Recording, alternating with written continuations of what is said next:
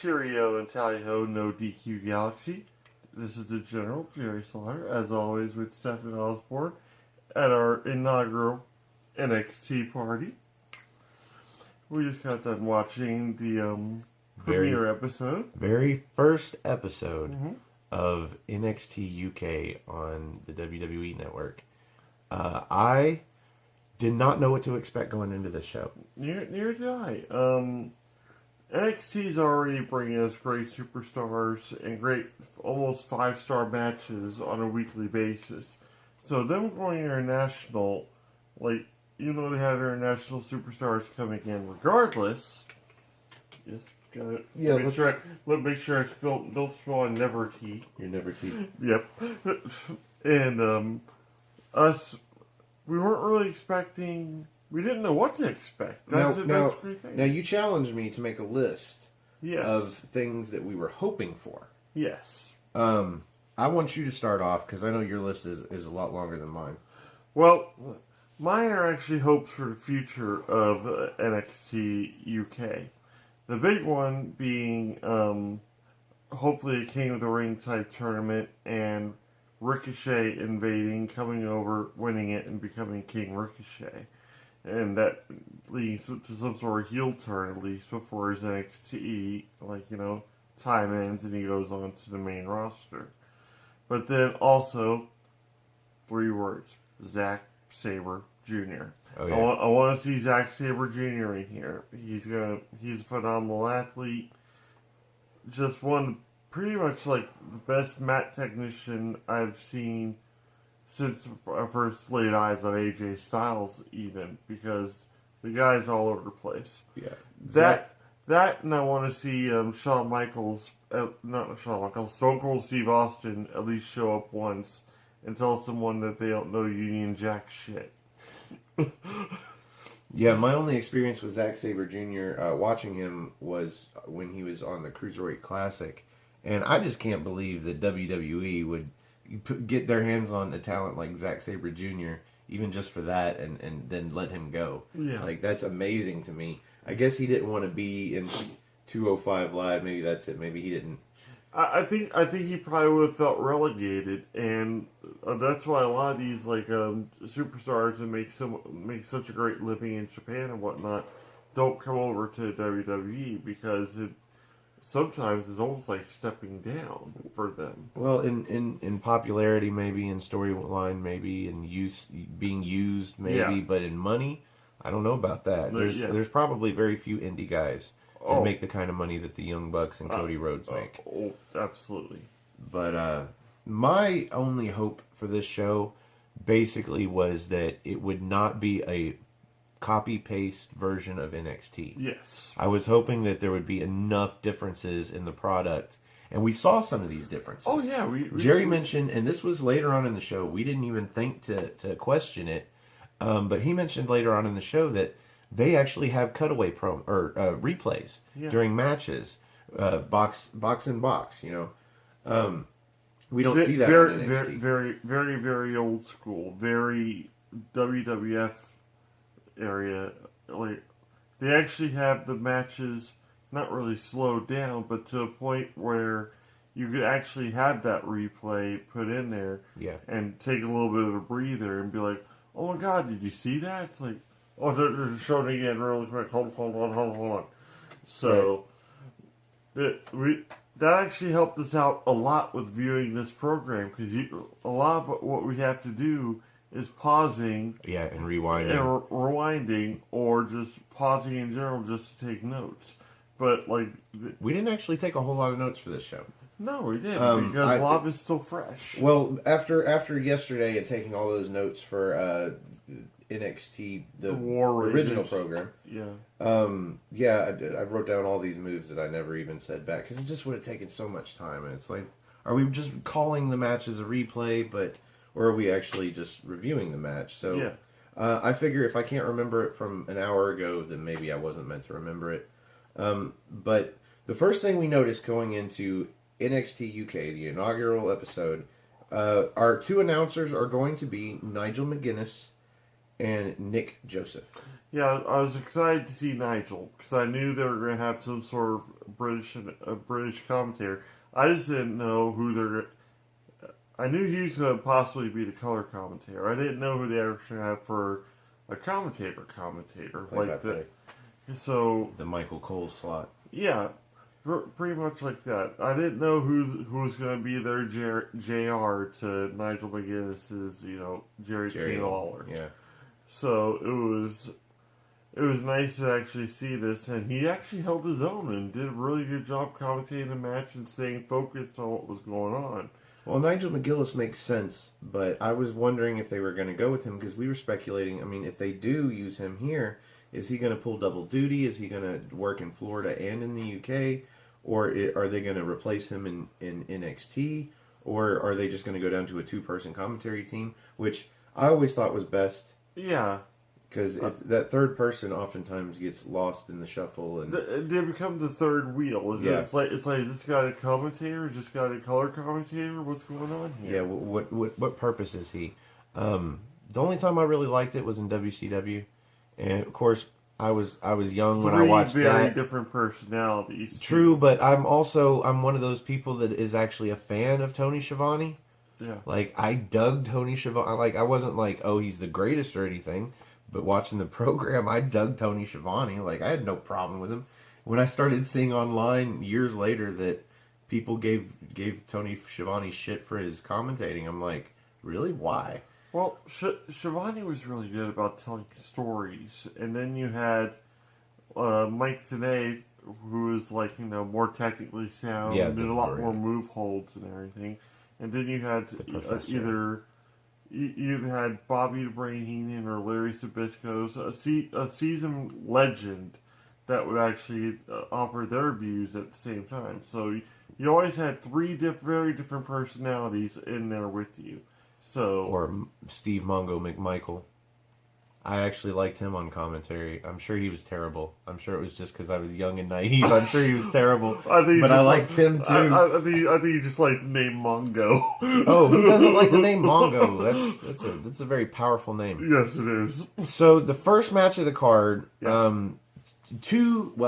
technically 3 people that I've never seen before, but you are familiar with at least Mark Andrews. Mandrews, he called him. I'm like, is that with just an S at the end, or is it Andrew? Or he's like, it's an S, man. I saw him perform a lot of matches in Impact Wrestling, and he's a high flyer. And he showed a lot of great potential in this match. Well, his opponent was a Mr. Joe Coffey, who was coming out with his brother, the other Mark.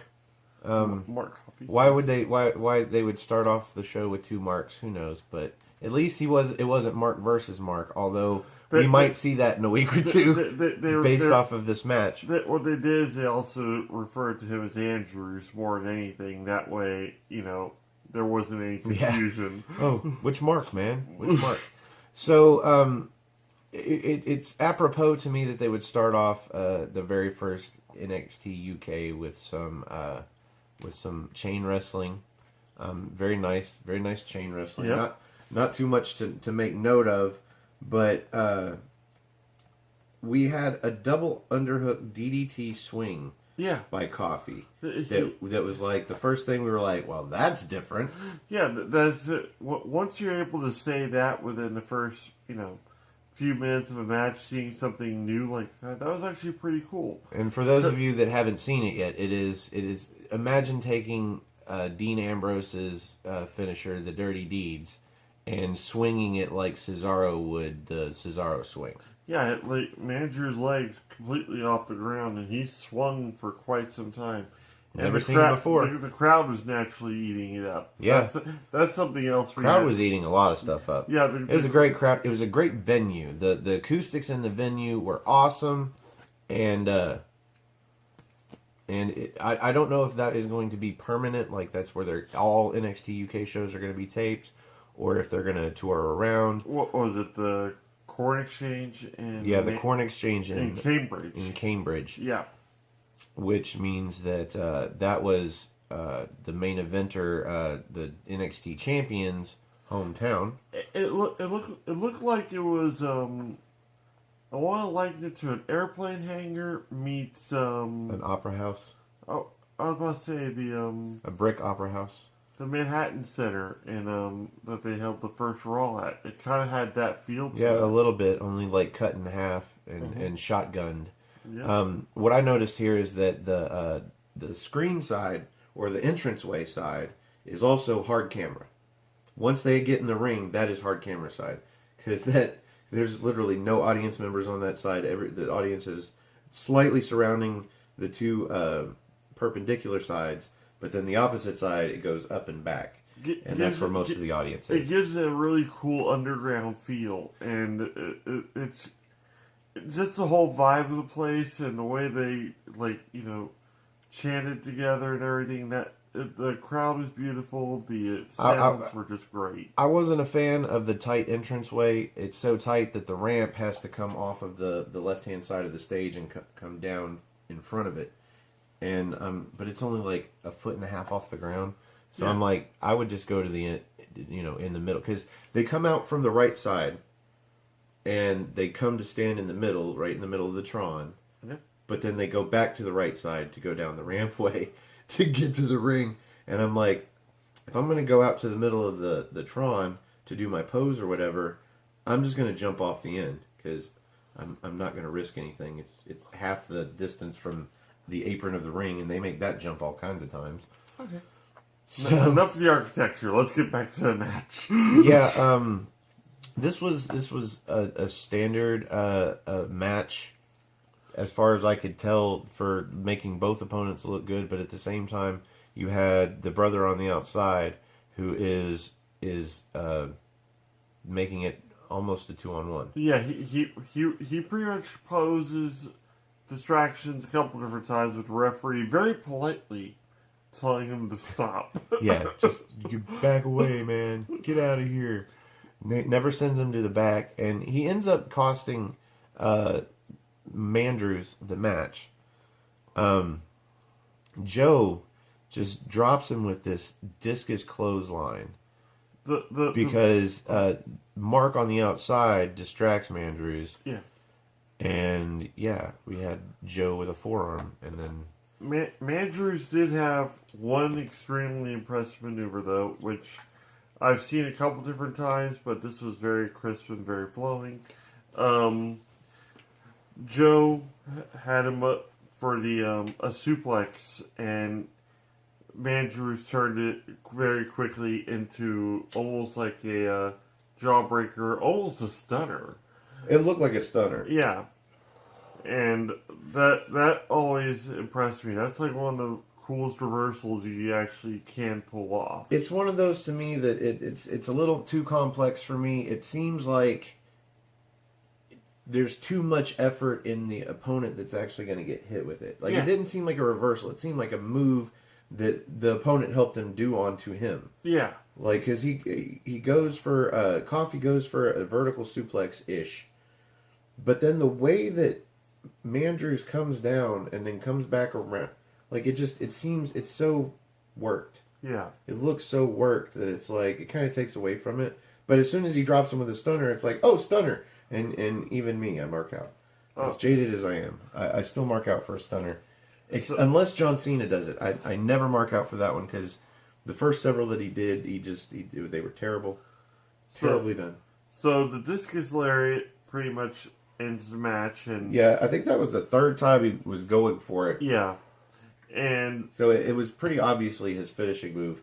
So I was waiting to see, because I was like, discus lariat, man, I hope he doesn't hit this. This is going to look awful. No, it looked brutal as hell. Yeah, Mandrews either sold it well, or he just had enough torque to it that it just turned him completely inside out, like Rikishi style. You know, sometimes the right wrestler can take a move that seems more basic nowadays. Yeah. And just make it look so brutal. Not Bayley. Bayley cannot take a belly-to-back suplex, or a belly-to-belly suplex, and make it look special. It looks weak and pathetic. And I think I'm the millionth person to say that is a terrible finishing maneuver. However, that was the match. It was okay for the first match. Yeah. It showcased both guys. Well, it showcased Mandrews as a single, and it showcased the Coffey Brothers as a duo. As a heel duo. Well, Because right after the match ended, of course, they weren't done pummeling old Mandrews, and that brought out a Flash Gordon Webster with a helmet and really cool jacket and a nice Union Jack suit. Yeah, that suit was gaudy but amazing looking.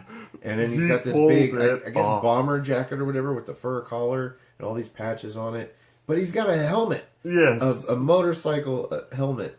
And just swinging it.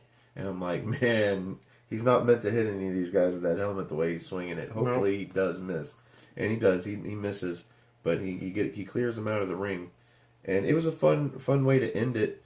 Even though, the beatdown was like, yeah, pretty proven. It's like, yeah, we get it. You guys are like the new Anderson brothers. I mean, you basically cheated to win, so we know you're heels. So like, but yeah, just to end with that, and it introduces a wrestler that didn't have to be in the match, but maybe the next go around we'll see a tag match. Yeah, that's what I'm actually hoping for. But that actually leads us into the next segment because we have a Mustache Mountain come out. Yep. We've got Trent Seven and Tyler Bate. And they do a promo where they basically... I thought they were going to wrestle because they were in wrestling tights. Here. They look like they were ready to wrestle. So maybe we'll see them next week because they recorded that in the second hour. Yeah. Possibly. But you had them pretty much saying there's not a tag team division in there, but they really want one. Yeah, they've already talked to Triple H about... They say they're the only tag team. However, they just came out after a singles match that featured a guy and his brother that are both wrestlers. Obviously a tag team. Yes. But they basically challenged everybody in the back, and all the wrestlers in NXT UK, to buddy up, partner up, and form the best teams possible, because when the NXT Tag Team Championships are unveiled, they want to beat the best. Yeah. In order to win. And I looked at him and I said, you know what, this was all fine and dandy for a face promo until that point, and I kind of want to vomit. Because that's oh, come on. Yeah, your faces. You want to beat the best. Well, the fact that you're telling random people to pair up, that defeats the whole logic of the tag team division, where you say, yeah, you may be great and you may be great, but if you don't have chemistry together, you can't succeed as a tag team. Well, I was going to say, you've had, the superstar tag teams that have gotten together. Your, one-off teams, like your Stone Cold Steve Austin, Shawn Michaels, that win the belts together just in time for the main event, to main event something.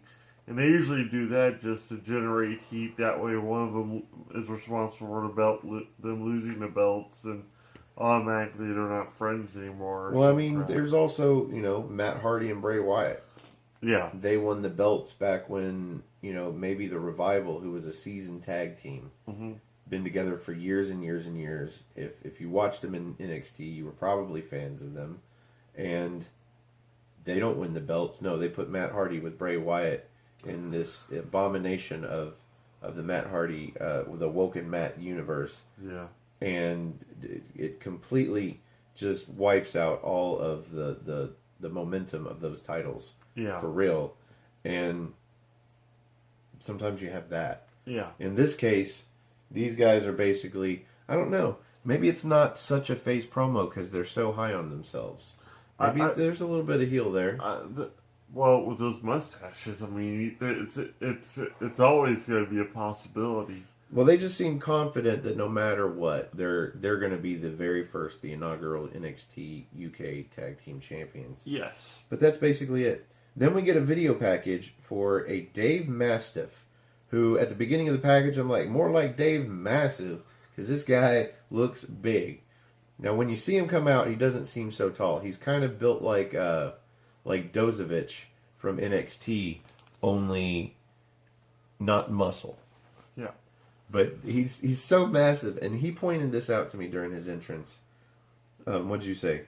The camera was shaking.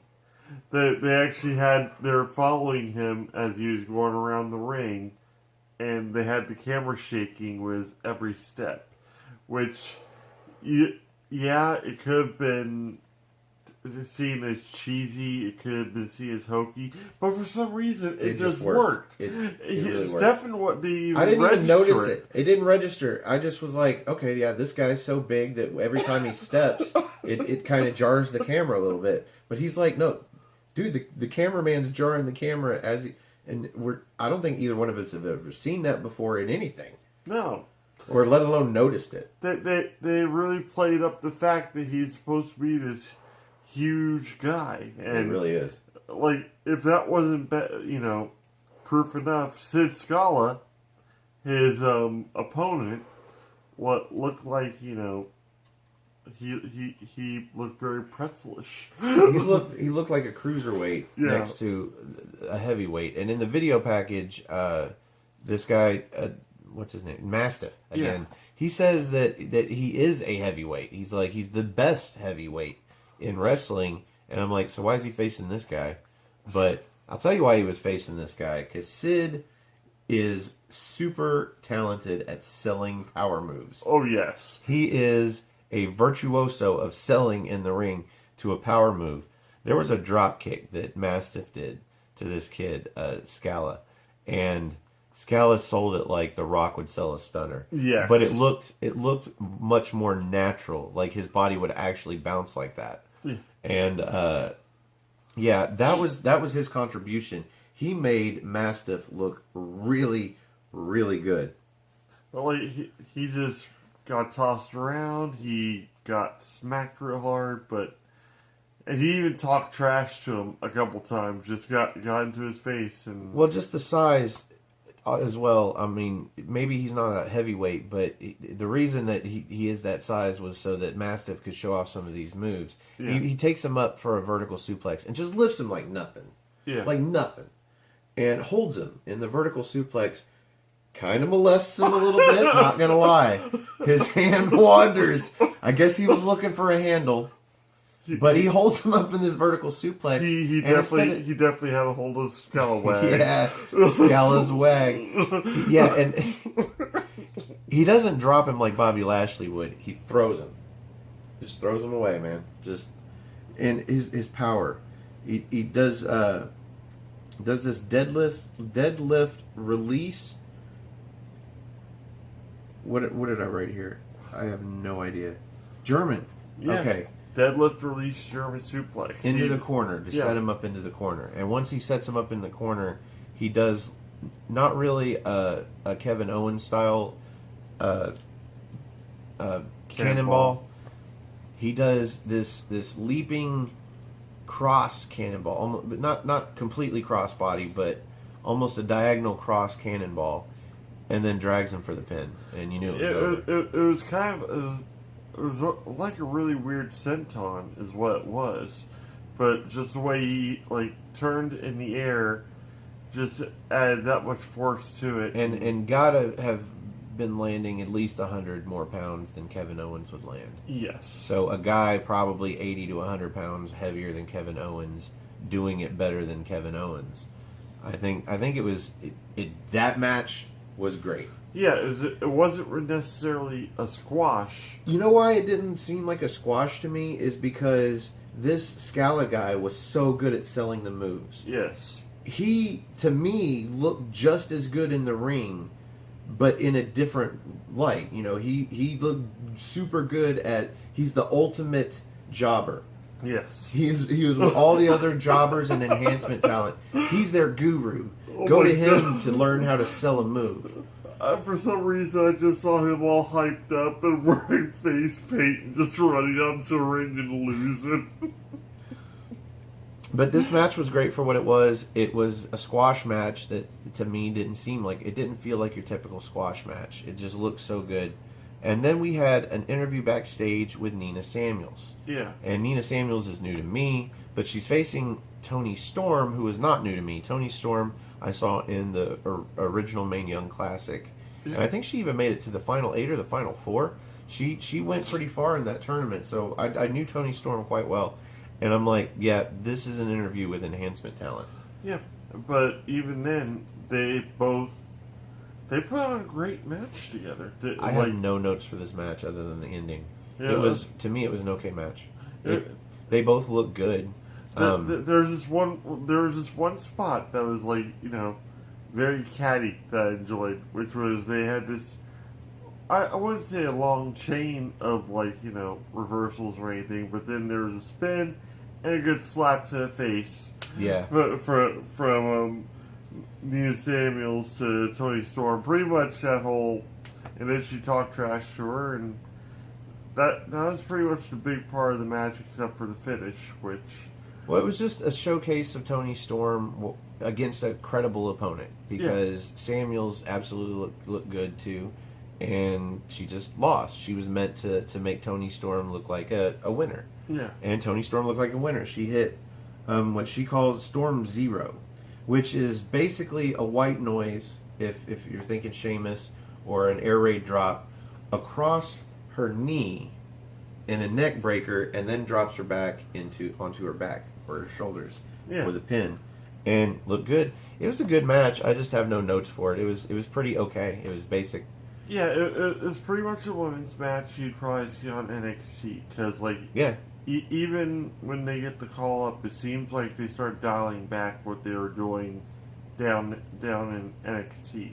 As much as I hate to say down, because I hate saying down. I would say NXT. In certain aspects of your career, going to NXT is an upgrade if you're going from WWE television, that is Raw or SmackDown.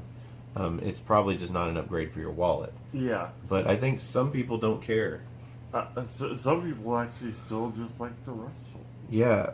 So next week we're going to have Tyler Bate versus Wolfgang. It's weird because we had Tyler Bate out there with his tag team partner Trent Seven talking about being the greatest tag team. Well, the only tag team really, but such a great tag team. But now next week we're going to have a singles match.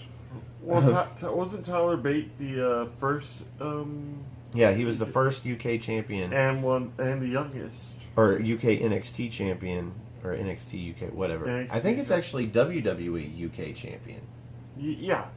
So he was the first, and then Pete Dunne took it from him and has held it for, a year and a half now? Like, it's been forever. Mm-hmm. But we actually get to see tonight, and that's next, and that is our main event, our final match for the evening. We actually had the general manager of NXT Johnny UK. Saint. Johnny Saint, and he knew him before they even showed the graphic of his name, that's where I wrote it down. But apparently it's Johnny Saint. Well, they had mentioned them in the opening montage, which... Well, they showed him. I wasn't sure they mentioned him. They said his name. I guess I didn't hear it. But he's pretty prominent promoter over in the over in Great Britain, and he also has a training school where he's brought up a whole bunch of people, and even Punk had registered him as one of his heroes. So that's all right. That's actually so there you go. Cool. Some indie history from Jerry, the General Slaughter. Yep, general knowledge. So this main event is going to be Pete Dunne, the NXT UK champion, versus Noam Dar, and they actually played a video package from, I guess, the June show that they did, where Noam Dar was in a triple threat match to determine the number one contender. And it's weird that it's been since June, and I guess finally he gets his shot. But yeah, we get to see Noam Dar challenge for the NXT UK Championship, and this was what I expected. This was pretty much what I expected. Both of these guys looked really good. Yep. We started off with the crowd singing "Happy Birthday." Yep, because it's Noam Dar's birthday. Well, actually, I think before they sung "Happy Birthday" to Noam Dar, they were singing the Darth Vader theme, the Imperial March. Yeah. The Imperial March from Star Wars.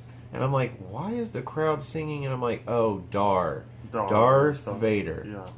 Yeah, that was a little fun, I guess. It kind of distracted from the match that wasn't really occurring yet. It hadn't really even started. They were pretty much doing the whole circling thing at that point. You know, Noam Dar doing his little pinky pose, and then Dunn mocking it and trying to get under his skin or in his head or whatever. And then, it was almost immediately brutal with the small joint manipulation. And then there was that short arm clothesline, which nobody clotheslines like Pete Dunne. His short arm clothesline. It looks like he hits it with more power than a clothesline from hell. Yeah. In like a third of the distance. His clotheslines are just impressive. And that's where the whole bruiser thing, I think, comes into play. Well, it's not just the look of it, but wherever he slaps and the way he slaps to make the noise, just it sounds like he is just taking somebody's head off. It's like somebody's got to be on the other side of the camera slapping their hands together like anytime he hits a move, because they just sound so vicious. And I think that was the first replay in this match where that's where you called and said, "Hey, man," or not called, but you called it. Yeah. You know that they actually had replays in this, and I'm like, well, good. That's different from NXT. Yeah. So after that, we had more chain wrestling. Like that's what I really liked about this match, was the fact that, Noam Dar, he comes off as flamboyant naturally. He's all decked out in some weird universe spaceman type shit. But he's the Scottish Supernova, man. But what I really like about this is the fact that you can't really take anybody lightly here in this company, because on any given night there could be a title change. We had a lot of near falls in this match. So, I don't know. That sounds good and all, but at the same time, Pete Dunne's been champion for like a fucking year and a half. Yeah. So at the same time, I'm not so sure that there's just going to be a title change. But the thing is, it actually showed him struggle, which was something you really didn't see a lot of. I don't know about struggle. He took some offense. He took some offense. Yeah. But was there really a point where you could have seen Noam Dar get the pinfall? There wasn't even really a point, and I think they were stressing that his grapevine ankle lock, that they were calling a knee bar, was going to be his finisher, that he was going to get the bruiserweight to tap out. Like, no, the bruiserweight would pass out before he tapped out, one. And two, no, it's easy. There's too much length there. He's going to get to the ropes. And this happens. But I didn't, at no point did I think Noam Dar had this match. Well, I won't say there was a point where he had the match, but there was one part that stole the show in the match, and that was the Fishman Buster on the ring apron. Oh, that was brutal. That was nasty looking, but at the same time, they traded off so much in this match. You had Dunne going for Noam Dar's previously injured, the surgery that he had on his leg. I believe it was his left knee. But then you had Dar turn around and go after Dunne's right knee. Yeah. Dunne goes for one of those, like Daniel Bryan does, the backflips where you come off the turnbuckle. And Dar catches him at the top turnbuckle and does a shoulder block or a chop block. And now he's working on Dunne's legs. Yeah. They traded off through most of this match. There was no point in any of the trade-off. There was no near falls for me, like with Dunne. Yeah. Like, Pete Dunne was going to kick out of everything that I saw during this match. The only thing that I saw during this match that wasn't going to get kicked out of was anything that Dunne did onto Dar. Yeah. It's just weird to say Dundar. Yeah, I want to call him Noam. But, pretty much a lot of what I like to see out of Pete Dunne, which is he gets a hold of somebody's fingers and he just mangles them. And I don't know if I like to see it. That makes me cringe. Well, at one point they got a little too close, and you almost see him almost miss with that stomp on that last one. Well, that was during the replay, but during the match, like, okay, so there's all this small joint, finger manipulation, so he's trying to build towards something, but of course his finisher has nothing to do with small joint manipulation. But he goes for this stomp, and this is fast forwarding to the end of the match, but that's fine. He goes for the stomp onto Noam Dar's pinky, because Noam Dar goes to do his little pinky signal, and I don't know if that's his way of doing the middle finger or what, but he does his pinky signal, and Dunne just reaches out and grabs it. Yeah. And he starts pinning just the pinky. He gets that look in his eyes and just starts screaming like he's the Thin Man from Charlie's Angels. So then Dunn does to his pinky what I like to call the Baszler stomp. Yeah. Where he puts it on the mat and then gets his elbow in that position to where it's down and then stomps on it. Yeah. And normally Baszler would stomp on the elbow itself, but he stomps on the pinky itself. And this leads to the end of the match, but I want to back up. Because there was one spot that I backed up and paused through the whole thing because it was a chain of reversals. Yeah, that was a great one. So both guys break this 10 count.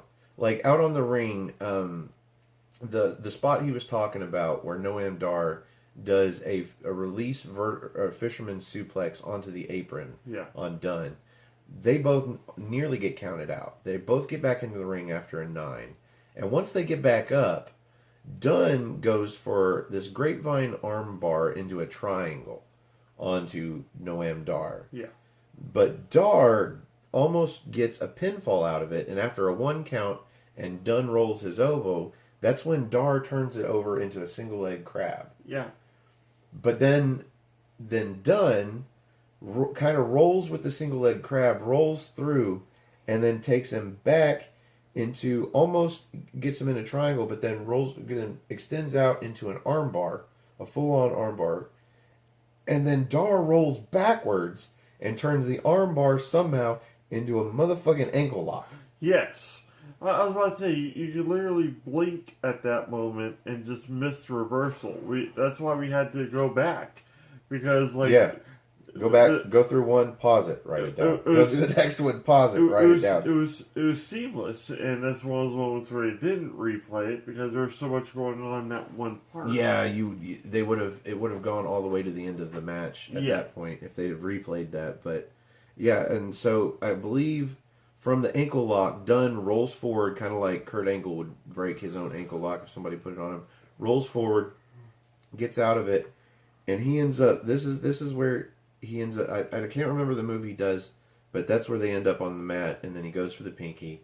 He goes for that Baszler stomp on the pinky, and then at that point, Noam Dar is in so much pain, like his pinky's broken. Yeah. And then we get the bitter end. Yep. And it's pretty much sealed it right there. So yeah, they played up the bitter end throughout the match, and you knew that as soon as it got hit, that was going to be the end of the match. It was a good match. It was a very solid back and forth. Both guys looked good, even though, like I said, there was no point in the match where I thought Noam Dar was going to win. No. They didn't sell me that much on him. Pete Dunne is an incredible champion. Yes. At least in the guys that they've put him in the ring to defend the title, he has looked like he not only can beat them, but he deserves to keep that title. But that's what struck me about that is the fact that it looked like for a little bit there, I won't say he was going to lose the match, but it looked like he was struggling against Noam Dar. And I didn't see that a lot in the match with him, Ricochet, and Cole. Like, granted, there was a lot else going on in that match, but one-on-one, it seemed like he didn't have that much more time to breathe or that much more time to think. That's true, yeah. So he was just on the spot the entire time, and you saw you saw little like chinks in the armor. So like that's what it kind of sold me on the fact is that like anybody on that roster on any given night has a chance of possibly being done if he's having a bad night. So or just doesn't have his head right in the match. So that's what I meant by that. Pete, I'm not taking anything away from Pete. He's a fantastic champion. So, and he's going to carry that company, or that spin-off, sadly, as we're calling it. Yeah, we had this discussion before we did this show. Actually, I think we had this discussion before we even watched the entire episode of NXT UK, because they're sitting there, they're calling it NXT UK, and I'm like, and I pause and I'm like, I ask him, I'm like, how would you feel about saying that out loud if you were from the UK? Like, because it's essentially a sequel, and he liked it to CSI Miami. or CSI Las Vegas, or CSI New York. Like CSI New York. Like it's a spinoff. Like CSI Topeka. But the tag to the spinoff is the initials of your area, your country, where you come from. Like so, like what if there was a WOS wrestling promotion in the United States that you'd call WOS US? Yeah, and I'm like, that just sounds weird because it sounds like a spinoff using the initials of your country. But yeah, to us, this is a spinoff, and we're hoping for more. My guess is the next one is going to be Australia. They're going to start with these promotions in other countries and other areas, in areas that speak English. That is going to be the easiest place to start these. So I'm hoping Australia is next. He mentioned Canada, which I like the idea of, but I think if you're gonna start marketing globally, moving just a couple of thousand miles north isn't necessarily the best option for doing it now. But that's also something else I brought up when we were talking. I was also talking about my hopes for this company, that they'll, instead of having takeover pay-per-views, they'll have invasions and just call them the British invasions. So that'd be really cool to see them go to different either countries or different parts of the United Kingdom, and just like even unleashing more talent. You never know. Oh yeah, they're bound to have at least a dozen superstars that we haven't seen in just this episode. In the opening alone, I saw maybe like 15, maybe 20, like 15 more superstars that we didn't get to see tonight. So there's going to be plenty of different people coming in, going out, and it's going to be interesting. It's going to be a great program, regardless. Which hopefully this is also a great program. Again, thank you guys for joining us for our NXT party. Yeah. So it's time to rate the main event, which is kind of our thing. We don't rate the show. We're going to rate just the main event because it is NXT, and I truly believe that NXT is one of the best brands when it comes to consistently good main events. In our regular NXT show, our What's NXT, we go with the General's 5-star rating. For NXTea Party, I think we're going to go with my rating since I happen to be the tea guy. And I don't know if you guys know this, but in a gallon of tea, there is about 5 liters. So we're gonna do the translation of gallons into liters. And how many out of 5 liters of tea are we gonna give? I know it's so contrived, but it's the only thing I can think of, and it goes with the theme. If you like it, let us know in the comments. If you hate it, absolutely let us know in the comments. But please, if you hate it, come up with an idea, even as dumb as you might think your own idea is. We might think it's brilliant. So if you have an idea of our rating system for this new NXT UK NXTea Party show that we're doing, please let us know. But until then, we're going to go with I had lumps of sugar.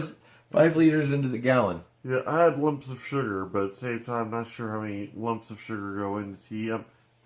Yeah, I don't know if there's a 5 lump of sugar standard, but I do know that because I work with oil at my factory job all day, and in a gallon container for oil, you can either put a gallon in there or it's just about 5 liters. It's not exact, but it's close.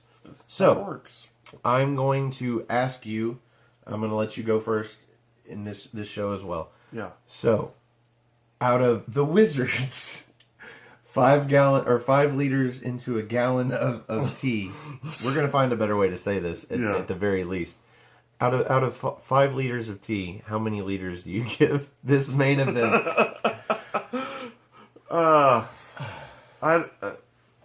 It wasn't underwhelming and it wasn't overwhelming. It was what it was. It was a title defense. It had a lot of smooth you never, like you said, you didn't really see a title change occurring in the match. So I'm gonna go ahead and give it a 3 because there wasn't really a lot of flaws in the match. The Noam Dar actually looked impressive in different parts of the match, and in the long run, Pete got to wrestle, which I love the idea of a championship match being the ending of the inaugural. Absolutely, yeah. Especially since it's the only title that has an owner right now. There's Or- going to be a NXT UK Women's Championship. They've Yep. already announced that. In fact, they talked about it throughout the match between Tony Storm and I've already forgotten her name. Samuels, Yeah. something Samuels. It is Nina, I Yeah. think, Nina Samuels. Yep. And they are also going to have, obviously, we talked about the NXT UK Tag Team Championships. But right now, the only champion you have is Pete Dunne. And absolutely, I agree with you. It should not only be on the inaugural edition, but it should be the main event, which is funny because for the live crowd, that's actually midway through their show. Yeah. So that's interesting. But so you give it 3. Yeah. Honestly, to me, I thought it was a great match, but I could not see this match stealing the show at any NXT pay-per-view. No. So it's definitely not 5-star or anywhere around. But I think I liked it better than you did. I'm going to give it 3.5. You look all worried, like I'm going to punch you in the head or something. No. I just figured I would be end up being harder on the matches than you are. But apparently, if history goes to show, I think I usually score the matches higher than you do. Yeah. Well, it's not really I've seen a lot of championship matches. I've seen a lot of, I've seen a lot of matches that have been more or less dumpster fires. Well, we're reviewing NXT, which is reminiscent of indie style. It's basically WWE's indie brand. Yeah. And you are more seasoned with indie, so I would say you are probably less easily impressed. Oh, yeah. I'm just like, wow, that was awesome. And you're like, oh, yeah, that's that move. And you can name the move, and you can tell me who did it first and who did it second. I can name the innovators and everything else. Yeah. That's... So, yeah, I'm probably more easily impressed than you are. But I give it 3.5. Yeah. I really enjoyed it. I thought this was a great episode of NXT anything. But it was very different from NXT, the original WWE brand, the Florida brand, whatever you want to call it. It is different, and I enjoyed it, but not in necessarily the same way as I enjoy NXT on Wednesday nights. Yes. But for the Wizard, well, I've got to do my plugs. The Wizards of No DQ, Stefan Osborne. You can find me on Twitter. Go to nodq.com/Stefan. That's STEFAN. Or if you just want to log on to Twitter and find me, it's Stefan R. Osborne, OSBORNE. Or you can find me on my YouTube channel if you want. Really, the only perks of having my YouTube channel being subscribed is that this video and all the NXT videos that we do actually go up several hours before, like late night on Wednesday night. And then Aaron gets them and puts them on the No DQ website. So if you want to subscribe to my channel and get them just a couple hours early, that's cool. If you want to subscribe to my channel just so we can talk about stuff, like I'm always doing this just to talk about wrestling. I have my buddy here to talk about wrestling with, but I also want to talk about wrestling with you guys. Mm-hmm. So find me, get in the comments, and help me convince this guy to get a Twitter so you guys can talk to him as well. And then also, if you want to possibly be part of the show. Yeah. We want it to be a party. We want more people to show up. Honestly, the idea behind the NXTea Party was that it would be a party and it would be more than just the two of us. We're hoping to get some fans, if you're watching this, to Skype with us so we can get you on the show. I'll drop my spin. And if you stay up late like we do because we have to work late, or if you just work late too, just watch NXT before we do the show like we do, and then we'll get on here and talk about it with you. Our hope is to be able to do that every week if we can actually get it to catch on. Otherwise, we will still bring you, just the two of us, talking about our opinions on NXT UK. Mm-hmm. So until next week, again, I am the Wizard of No DQ, Stefan Osborne. As always, joined by Jerry the General Slaughter. And what was our tagline here? Have a cup of NXT with us? Yes.